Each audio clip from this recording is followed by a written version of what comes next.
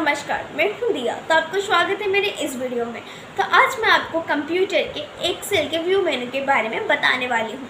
तो व्यू मेनू हमारा मेनू बार में अवेलेबल है। तो मेनू बार में हमारा जो व्यू मेनू रहता है, व्यू मेनू के अंदर बहुत सारे ऑप्शंस होते हैं। तो चलिए आज हम उन सब ऑप्शंस के बारे में बात करते हैं। तो जैसे कि हम व्यू मेनू को ओपन करते हैं तो हमारा जो पहला ऑप्शन आता है वो है नॉर्मल, यानी कभी कभार एक्सेल हमारा नॉर्मल स्क्रीन में नहीं रहता।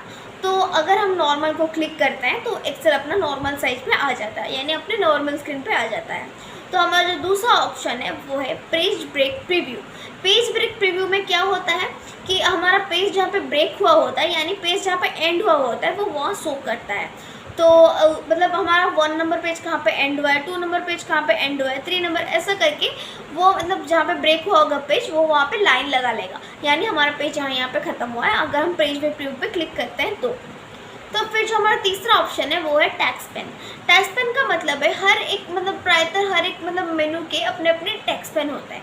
यानी अगर हम जैसे कि हम एग्जांपल ले लेते हैं, जब हम एक्सेल स्क्रीन ऑन करते हैं प्राय क्या होता है, मतलब कभी कभार हमारे स्क्रीन के साइड पे ऑफिस क्लिपबोर्ड का जो टेक्स्ट पेन है वो ओपन होकर रहता है। यानी हम देखेंगे हमारे एक्सेल स्क्रीन के ऑफिस साइड पे एक ऑफिस क्लिपबोर्ड का एक बॉक्स वो ओपन होकर रहता है। तो वो जो ओपन होके रहता है, यानी वो टेक्स्ट पेन पे क्लिक है इसलिए वो ओपन हुआ है।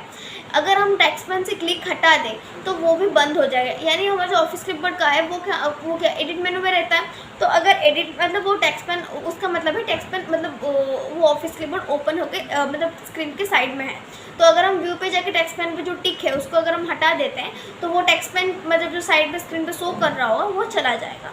उसके बाद हमारा जो पांचवा ऑप्शन है वो है टूल बार। टूल बार क्या होता है, तो हमारे मतलब जो एक्सेल के स्क्रीन में बहुत सारे बार होते हैं। तो जैसे कि formula bar, standard tool bar, ऐसे सब करके बहुत सारे टूल बार होते हैं। तो क्या होता है कि उन सब टूल मतलब अगर हम व्यू के टूल बार पे क्लिक करते हैं तो अगर मतलब वो जो टूल बार होता है उसमें बहुत सारे टूल बार का नाम लिखा होगा और उन सब पे एक एक टिक मार्क होगा। अगर हम उन सब टिक मार्क को हटा देते हैं तो वो जो टूल बार स्क्रीन पर शो कर रहे होंगे वो सब गायब हो जाए। यानी अगर हम स्टैंडर्ड टूल बार का जो टिक है उसको हम हटा देंगे तो स्टैंडर्ड टूल बार अगर स्क्रीन पर शो कर रहा है वो तो चला जाएगा, वो हाइड हो जाएगा, यानी वो अभी शो नहीं करेगा।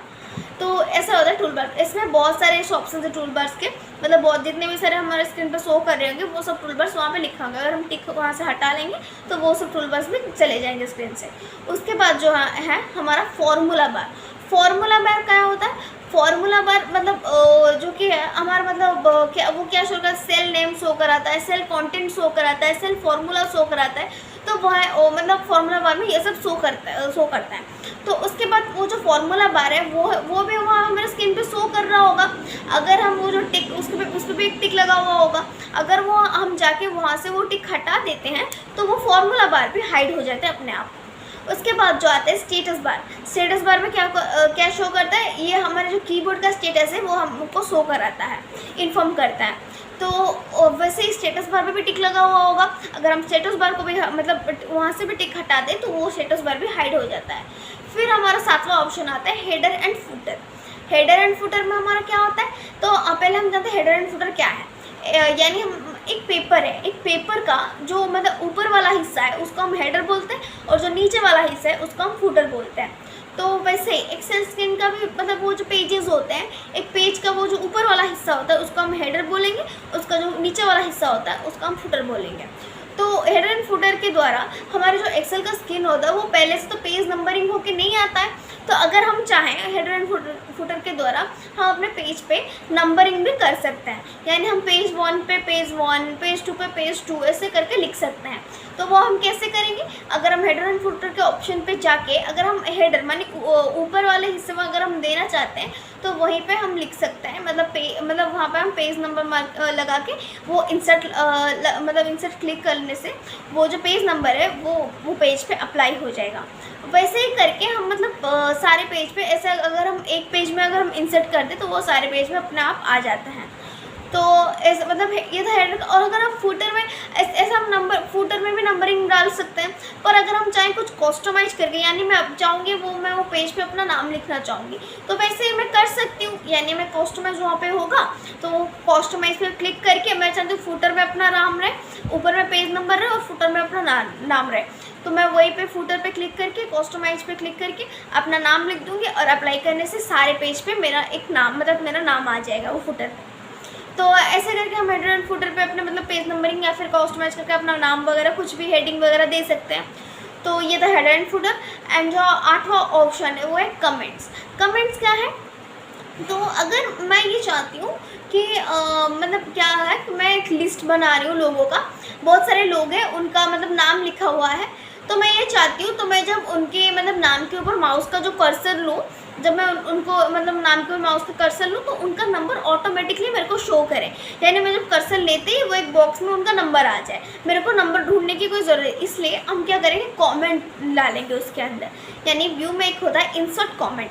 अगर हम इंसर्ट कमेंट पे क्लिक करते हैं तो हमको कमेंट वो शो करने के लिए बोलता है। तो अगर हम पहले वाले लोग के नाम में करने जाएंगे, उस नाम को सिलेक्ट कर वो नाम पे राइट क्लिक करके हम इंसर्ट कमेंट लगाएंगे, तो जो भी नंबर हमको देना है तो वो वहाँ पे हम नंबर लिख देंगे। ऐसे ही करके जितने भी सारे नाम है राइट क्लिक करके हम इंसर्ट कमेंट करके सब नाम में अपना अपना उन लोगों का नंबर दे देंगे।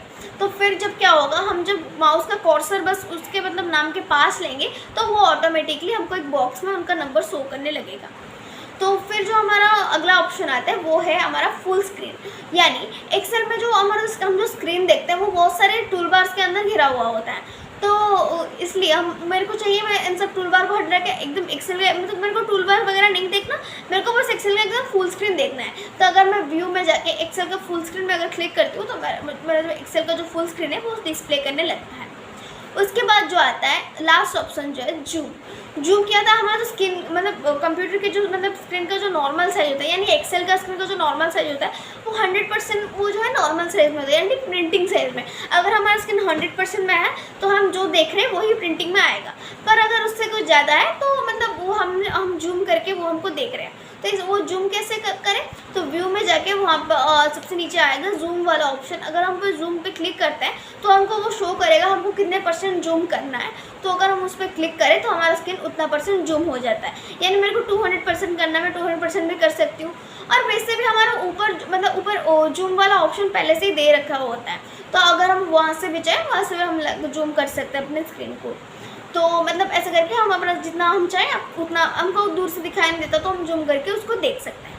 तो इतना ही था मेरा आज का वीडियो। अगली वीडियो में आपको और डिटेल्स के साथ फिर से मिलूंगी। थैंक यू, नमस्कार।